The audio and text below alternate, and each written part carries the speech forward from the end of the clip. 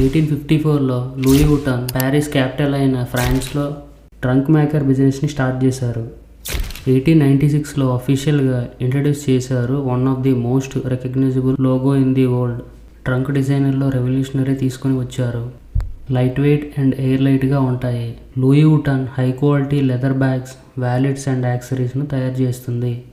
Mark Jacob creative డైరెక్టర్గా 1997 to 2013 వరకు బోల్డ్, playful డిజైన్లు తీసుకొని వచ్చారు. వర్చువల్ అబ్లోస్ క్రియేటివ్ డైరెక్టర్గా 2018 నుండి 2021 వరకు వర్క్ చేశారు. స్ట్రీట్ వేర్ అండ్ మోడర్నిటీని లూయి వుటాన్ డిజైన్లు ఇంక్లూడ్ చేశారు.